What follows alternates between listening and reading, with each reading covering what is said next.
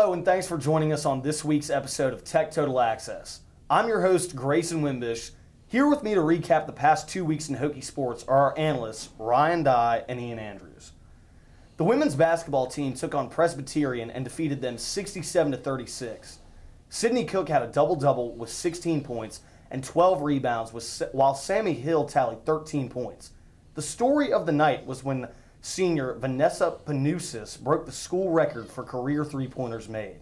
She is now well over 200 shots.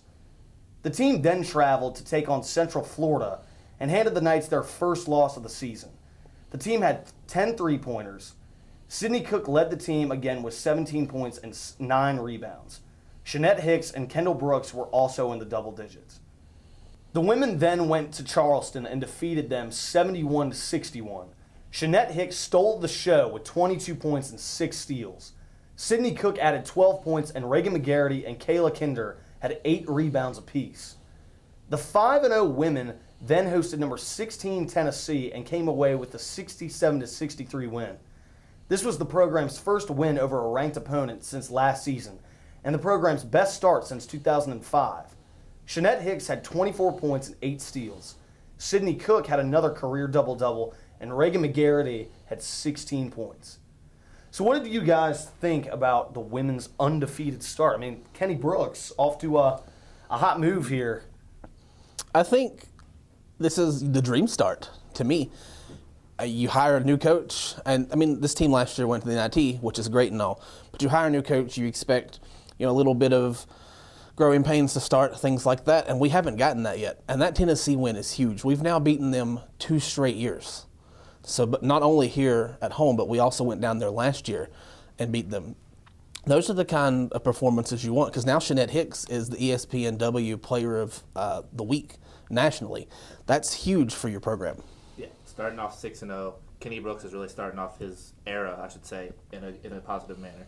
He was a good hire coming from JMU. He had a good record there. He was getting in the NCAA tournament, and it looks like he's bringing what he had there. He's bringing it right here. And like you said, Shanette Hicks, she's probably our leading scorer. I know she's had over 20 points multiple times, and is really getting off to a good start for this season. You have a chance now, too, with Nebraska coming up this week, to kind of take another chance nationally to prove that you can beat another Power 5 team. You beat them, they still have a trip coming up at Auburn. I mean, if they can start this season, going 8-0, 9-0, they're going to start getting some love in the polls. And that's the kind of things you want here. I mean, Whit Babcock has nailed every hire he's had so far. This is no different. Yeah, especially with that win over number 17 Tennessee. If they get 1 or 2 more wins and go 8-0, 9-0, I definitely think they'll be top 25. The volleyball team traveled to Boston College and swept the Eagles 3-0. Senior Amanda McKenzie had 15 kills and 14 digs, while junior Cara Cunningham hit .429 with an ace and 2 blocks. The team then went to Syracuse and defeated the Orange 3-1. Amanda McKenzie had 18 kills and 18 digs. Senior Lindsey Owens also notched a double-double for Tech with 15 kills and 18 digs. Sophomore Jayla Tolbert hit .300 with 3 blocks, while sophomore Reagan Mitchell tallied 45 assists with 4 digs and an ace. The team then traveled to Pitt, but lost 3-0. Lindsey Owens had a big night with 16 kills, but it wasn't enough to stop the strong Panther offense. The Hokies closed their season with a 3-2 win over UVA. Seniors Amanda McKenzie and Lindsey Owens led the Virginia Tech volleyball team with 17 and 16 kills each. So what did you two think of the women's volleyball end to the season? What I think is, where was this all season? The last 5 games, they went 4-1. They beat good teams. The only team they lost to was Pitt, and they're one of the best teams in the ACC. And they just played completely different than they did at the beginning of the season. And then in their last game against UVA, what better way to end the season than beating UVA 3-2? Right. My only thing with that is Syracuse is not a good team. They've only won 6 matches all year. Boston College isn't exactly a great team either. What you can take away from this is with the win against UVA, they've now beaten UVA 3 straight, and 3 straight and 4 of the last 5. So that's kind of what you want to see, especially against your rival, because there's nothing you want more than to beat your rival. And maybe this is something that this team can kind of build off of as they go forward next year, as they try to rebound and get a little bit better. Yeah, I mean, like you said, Syracuse and Boston College, they might not be the best teams, but we haven't had a good year. It's something that we have a young team. It's something they can look at towards next year, and they can build off of it, grow off of it, so they have another year of experience. And it's just, when you have a down season, when you end it good with, like I said, they won four out of their last 5 games, is a good way to end the season.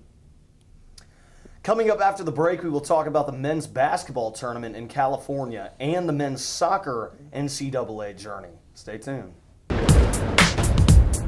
It's a beautiful day out here. Sunny today with light breezes, giving way to clouds in the afternoon. We could see some light precipitation to moderate precipitation later on, followed by powerful storm-like conditions. 90 miles per hour winds are expected.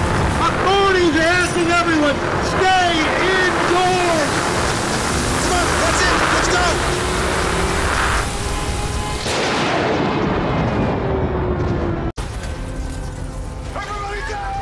The earthquakes you see in movies are one thing, but real life is a completely different animal. Just because you can't predict an earthquake doesn't mean that you can't prepare for one.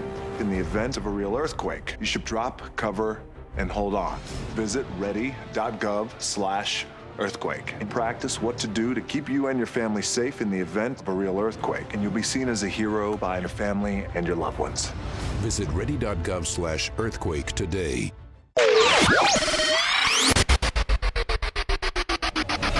Welcome back to Tech Total Access. The wrestling team traveled to northern Iowa and won 27-10. Joey Dance and Zach Epperly led the Hokies in their huge win. The team then faced Missouri in a top 10 matchup, but fell short 23-19.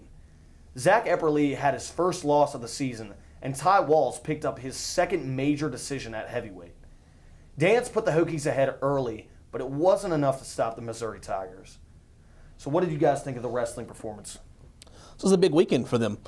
With Northern Iowa, when you think of wrestling, at least to me, I think of Penn State and I think of Iowa. And though Northern Iowa isn't Iowa, they're still going to get the next set of wrestlers from that state. So to beat them in a convincing fashion in front of what they said was somewhere around 2,000 fans, that's a hostile environment for a wrestling match. That looks great. And then with the Missouri loss, they're 5th and Tech is 6th. So if you lose by 4 points to a team like that, that's what you want to see. I know they didn't get the win, but it's not like they were blown out on the road. Yeah, it's definitely when you beat a ranked team in wrestling 27-10, that's definitely a good sign for your program. You're doing things right, especially since we're ranked number 6. And when you play a team like Missouri, who's nationally a great team, and you only lose by 4, like you said, you want to get the win, but it's a good sign for you're doing things right. I also think, they won't be home for a while. They're on the middle of a road trip until January.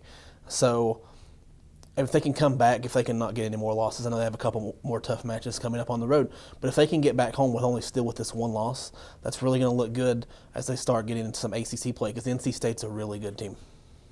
The men's soccer team has been thriving in the NCAA tournament. They upset number 10 Charlotte to advance to the Sweet 16, and then upset number 7 Indiana in overtime to advance to the Elite 8. They will play Wake Forest, and we will have more on that next week. So what did you guys think about the men's huge win? It's been a long time coming. Going to the Elite 8, quite frankly, from a personal standpoint, I didn't exactly expect this. I think it's obviously great. They went on the road and beat 2 nationally ranked teams, and they didn't beat Charlotte at home. So that's something. They've improved in that aspect. And then to go into Indiana, who is the 7th ranked team in the country, that's great. So they're starting to show a little bit of what this team, what they thought they could be preseason. And we've heard the rumors last year that maybe the coach is going to get fired. And what he told, the Witt was that he truly believed that this year was the year. And so he put a little bit of pressure on himself that way, but in the same way they've lived up to it and in a lot of ways exceeded it. This is the first time they've been this far since they went to the College Cup in 2007. Yes, when you're talking about the coach leaving, I think the players knew that, and they kind of rallied around him. They wanted to make sure he stayed because they really love him. But also, when you're looking at the teams they play, you said they beat Indiana, number 7 team. In ACC play, you're playing good teams, and they were playing Notre Dame, UNC, Duke, good schools, and they lost, but they were losing like 1-0, 2-1, or something like that. So they were close. They've been in games all year, and I think just now the ball's bouncing their way. You know, in soccer, you could have a lucky bounce or something. Maybe it's just you miss it by that much, and now they got luck on their side. So I think they might have a chance to go pretty far. Well, hopefully they can keep that train rolling. They haven't played Wake Forest in years, so this will be a challenge. They don't know each other. For sure.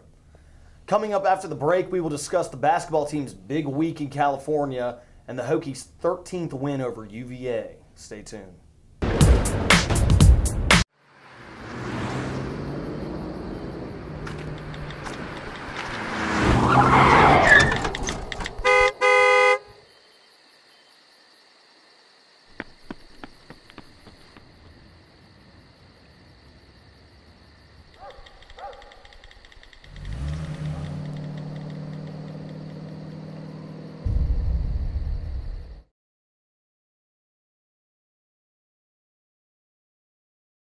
Hey, did you know 2.4 million loving cats and dogs in shelters and rescues need our help to find a home? Let's go to theshelterpetproject.org and meet if you are in a shelter near you. Harlow, oh, she's one great listener who loves to hear all your stories. My kind of cat. Cerulo is a sweet, goofy boy who's eager to please. Sounds just like another dog I know. So go to theshelterpetproject.org, search your local shelters and rescues, and go for a cuddle with your next best friend. Adopt.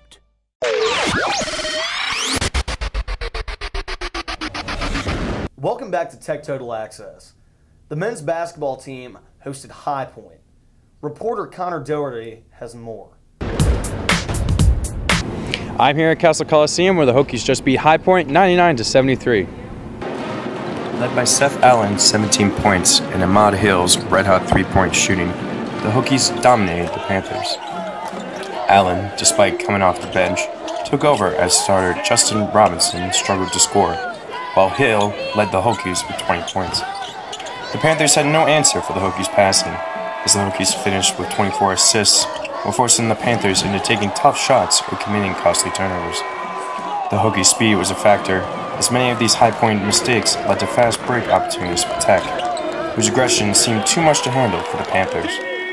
The Hokies never trailed and led by as many as 33 points in the game, including 60-34 at halftime.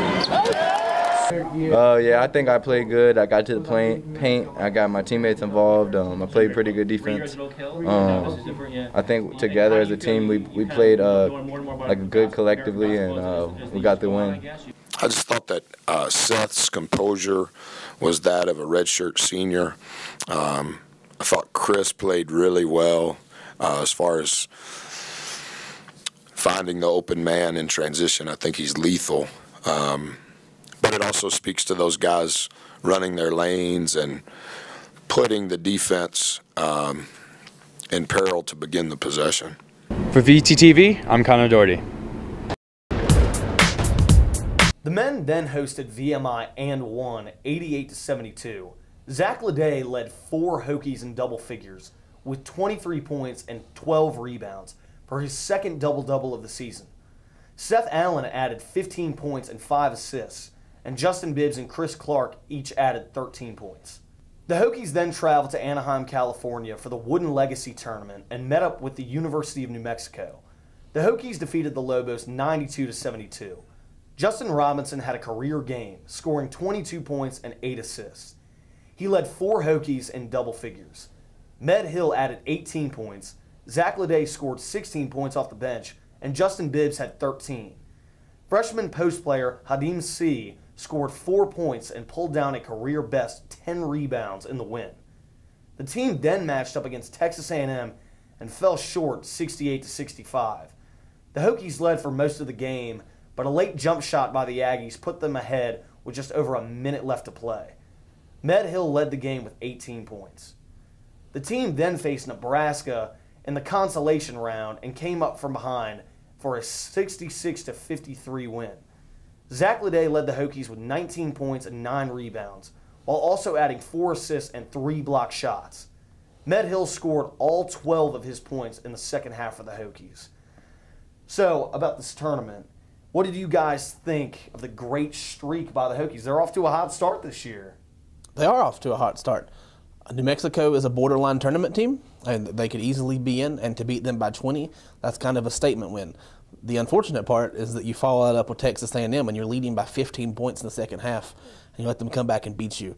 That's not what you want, obviously.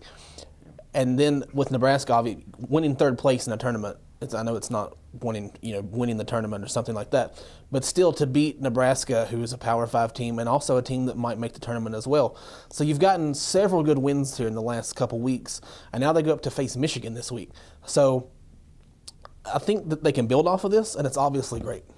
Yeah, they've gotten off to a good start, a much better start than they did last year. I think just as a whole and as a unit, I don't know if it's the people who left or maybe new people they have in, like a Medhill or Outlaw, but they're just playing better. Like last year, their offense, it looked like they're just playing pickup basketball, one-on-one, but now they're moving the ball around. I think a lot of it has to do with Justin Robinson. In my opinion, he might not be the best player on the team. I think he has the most potential, but I think he is the most important player just because he runs the show on offense. And if it's not him, you got Seth Allen. Seth Allen's a great player, but he's more of a scorer as opposed to a facilitator. And I think they're doing all this without Kerry Blackshear. And I think people tend to forget this early in the season. They don't have their best guy in the post. And C, as a freshman, has stepped his game up and is outperforming anything that anybody could have ever thought, especially, this early. We'll see how it goes once they play Duke and they get into that type of situation. Well, you'll really see what this team is made of when they get into ACC play. Like, these wins right now, they look good. It's a good way to start off the season and get momentum and all that. But the ACC is the cream of the crop when it comes to college basketball. Yep. And that's when you'll find out what this team's made of. And you took the words right out of my mouth, Ian. We haven't gotten into conference play yet, but Ryan, you said it. We've had some very good wins here early in the season against teams who could easily make the tournament. Buzz Williams himself has said this is the most talented team that he's had since he's been here.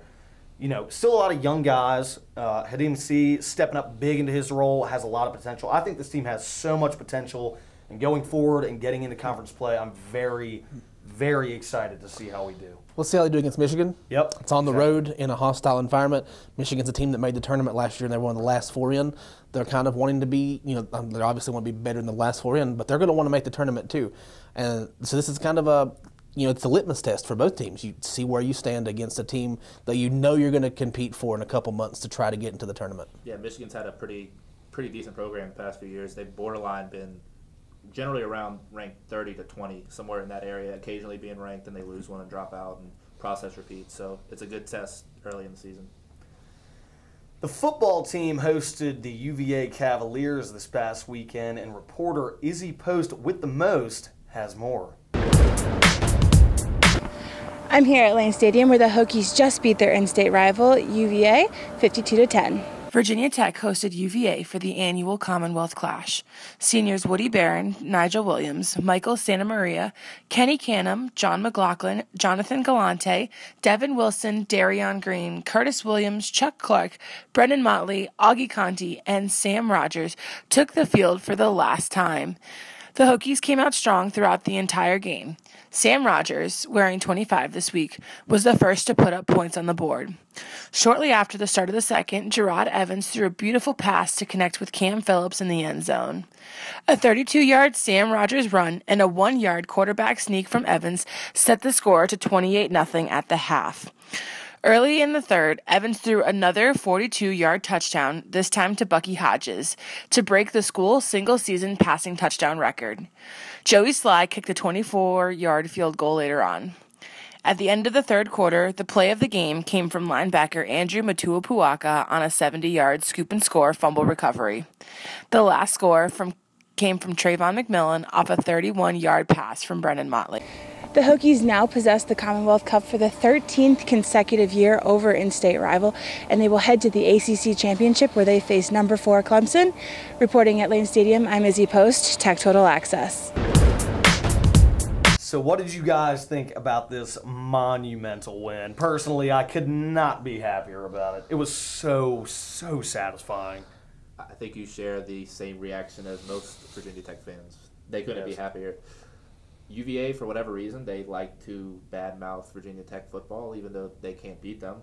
And I think this is just a big way to beat them as bad as possible. I don't think they've put together a better offensive performance this season. Like, you outgained them like 400 yards to less than 100, put up 40 points. I mean, obviously my prediction was wrong. I thought it would be closer, and I don't think anyone here before the game thought it was going to be that way. No. Something that caught my attention was UVA's use of 2 quarterbacks. It's something that Bronco Mendenhall has said time and time again in his career he can't stand to do. So why did he do it? And then they asked him after the game, and he didn't really have an answer. And then to complicate things, when they're down, they threw in their third-string quarterback cold without warming up, and all he does is fumbles the ball, and Motua Pawaka picks it up and scores a touchdown. Mm-hmm. So anything that could have went wrong for UVA went wrong for UVA. And it's a big moment for Virginia Tech. They won the Coastal Division. They're going to play Clemson this week. Fuente is the ACC Coach of the Year. Last year at this point, they had to beat UVA to get to a bowl. If that doesn't show the progress, and this is year 1, it's not even Fuente's players at this point. Yeah. So that he doesn't have his guys running his system yet, which is scary when you think about it. Yeah, I think this season really shows how in football, the quarterback controls everything. You see it in NFL, you see it in college. Now, last year we had Brewer, then he got hurt, Motley came in. Neither I would really consider them a championship caliber quarterback.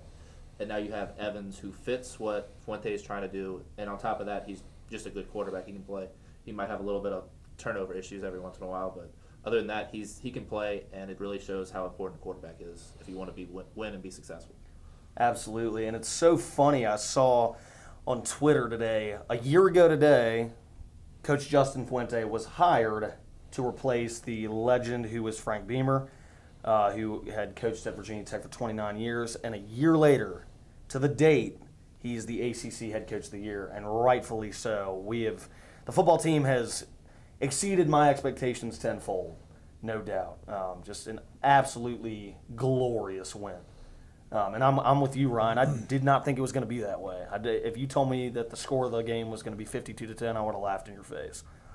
But coaches and players also talked about the win and their chance at the ACC championship. Take a look. I want to say first, congratulations to Coach Fuente, man. That's big time recognition and well deserved. And he's hit the ground running since he's been here, and I've been excited to be a part of it. It's awesome for him. It's awesome for our program, and I couldn't be more happier for him and for our staff and for our football team, because it's a recognition of of a job well done by a lot of people. But he's the guy that spearheads this thing, and like I said, he's hit the ground running, and it's been a great experience for me.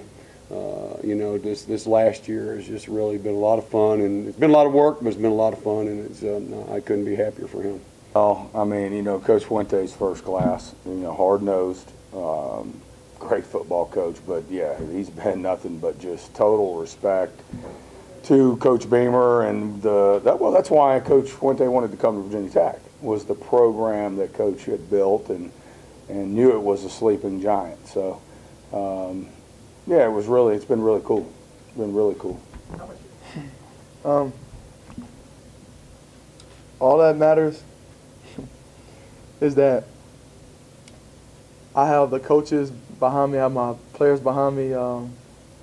My players had a couple of choice words. As long as they're behind me, the fans behind me, and my coaches, that's all I can ask for. I'll just keep doing my job, and eventually everything will come back. I'll get what I deserve. But right now, I'm not worried about that. I have the fans behind me again. I have my players behind me. I have my coaches behind me. So right now, that's all that I can focus on. And like I said, once the accolades and all of that will come with the territory, once we keep winning and we keep handling business and all that. So everybody's pretty excited. We've been wanting to get back to this point for a couple of years now, and I think we're more excited for the seniors because, like Coach Wiles said, they've been getting recruited off of coming off of ACC championships, and to finally be able to get there and after disappointing seasons and falling up short of your goals, it's exciting to get back there. And it's great for the program, too, as well. It's a lot of young guys on both sides of the ball, and to see the work it took to get to this point. It's good for recruiting and all that, and for teams and leadership to really show us and pave the way to show us how we can continually succeed and continue to do things like this. The team is traveling to take on the number 3 ranked Clemson in Orlando for the ACC title game. What do you guys think the Hokies have to do to defeat Dabo Swinney and the Tigers? First off, they have to contain a quarterback that can run the ball. To me, it starts and ends there. This team has lost, at this point, I don't even know how many straight games it is when a quarterback runs for 100 yards. Deshaun Watson is a great quarterback who can run. They haven't done it as much this year because they haven't needed to. But Dabo Swinney's a great coach. Chad Morris, their offensive coordinator, is a great coach. I think they're going to see the weaknesses of Virginia Tech's defense and exploit those. So to me, it starts and ends with the defense stopping Watson. Yeah. In order to win this, they have to have a perfect game. There's no other way to put it. If you look at this team's, the defense's Achilles heel the past 3, even 4 years maybe, quarterbacks that can run. And that's been no different this year. Look at Tennessee. Josh Dobbs, he didn't really beat us passing too much, but he ran all over us. Syracuse, their quarterback can run. Georgia Tech, their quarterback can't throw. All he does is run. But anyway, all 3 losses are teams that have quarterbacks that can run. And Deshaun Watson is Josh Dobbs times like 10. So if you want to win, you really have to contain him. As you see, they've lost to NC State, I believe, a team that's unranked. They lost to Pitt. Pittsburgh. Almost lost. NC State should have beat them. Okay, my mistake there. But they lost to Pittsburgh, a team we beat, and then they almost lost to NC State, a game, like you said, they should have lost. But it goes to show that they can slip up and they are vulnerable, but you have to take advantage of the opportunities when they're presented. Absolutely. As Gerard Evans said, no team is invincible. This team can be beat. They have been beaten before, but it's going to take an offensive performance like you just saw against UVA. The problem is that Clemson's defense is better than UVA's defense, and that's even UVA's defense has Blanding and Kaiser, who are first-team all ACC players. So you're going to have to score fast. You're going to have to score when you get the ball, take advantage of good field position. You can't have the turnovers slip up like they have a couple of times this year. If you can do all those things and you can kind of make it into a shootout, then you have a chance, because at that point it's anybody's ball game. Here's something that you really can't measure. I think everyone's just picking Clemson to win. You know, granted, they are the number 3 team at the moment. 84% chance, apparently. And I even saw on ESPN a graphic. They didn't even have Virginia Tech's logo on there. Instead, they had UVA's logo. So it appears that even they are disrespecting the Hokies right now. So I think that this really extra motivates the players to come out and just try to run like right over Clemson and just completely wipe the floor with them. Fuente's going to have those guys fired up. Absolutely. It's not. There's not going to be a question they're there. They're going to be fired up just anyway. It is a completely winnable game. All the outside stuff, I really feel like, is just going to motivate them even more. I think in this game, you know, anything we get against Clemson is gravy, in my opinion. I think that, you know, we can win, but if the Hokies don't, there was really nothing we can be upset about. We have exceeded our expectations this season. Justin Fuente is the ACC Coach of the Year, and I'm with you guys. It comes down to the defense. If I could ask Bud Foster one question, as much of a defensive genius as he is, it is why over the years has the mobile quarterback been such an issue? What can we not figure out about that? And going into this game, Deshaun Watson, Heisman candidate last year, Heisman candidate this year. The kid can run. We got to slow him down. And then on the offensive side of the ball, our offensive side of the ball, we have so much talent, so we have to pick apart their defense. Ben Boulware is a very, very talented linebacker. He'll be coming for Evans all night long and just punching through the middle. So it's a winnable game, but it's not going to be easy. And it has big implications on the bowl game. If you win, you're playing in the Orange Bowl. So you're back into the BCS Bowls, or New Year's Six as they're called now. So and then you're going to play maybe somebody like a Washington or somebody like that. So you're going to get this nationally branded team. If you lose, then it depends on how Louisville finishes up or how Florida State finishes up in the rankings. You could be in Charlotte, which, you know, is for a fan base is maybe preferable to an Orange Bowl. Or you could end right back up in Orlando again in the Russell Athletic Bowl. So there's a lot of things that kind of can depend on the outcome of this game. Not only, just for your season-wise, but for your bowl game. It makes a huge difference. It also puts a lot of implications on the college playoff because at the moment, Clemson's number 3. Yep. So they would love to knock off Clemson and knock them out of the college playoff. Well, see, this is the way I look at it. Virginia Tech has nothing to lose on Saturday. Clemson has everything to lose. And apparently, if you look at Twitter and you look at social media, some of the Virginia Tech players and coaches even are not exactly too happy that the media hasn't really shown them any love and has not given them a chance. So I think the boys are fired up and ready to go play this ball game. So we'll see. Okay, so I'll start with the predictions. I've been ridiculed a lot this season by that one. I don't think the Hokies can get it done. I just think the talent gap is too big. So to me, something Clemson along the lines of like a 31-17 type game. Here's the thing. If we can contain Deshaun Watson, I believe it'll come down to the last drive. But just given our track record, I'm not sure if they'll be able to stop him running the ball. So I'm thinking along the lines of 37-20. My score prediction for this one, with you guys again, I think we have a very good football team this year, given that a lot of the players are still Frank's recruits, Coach Beamer's recruits.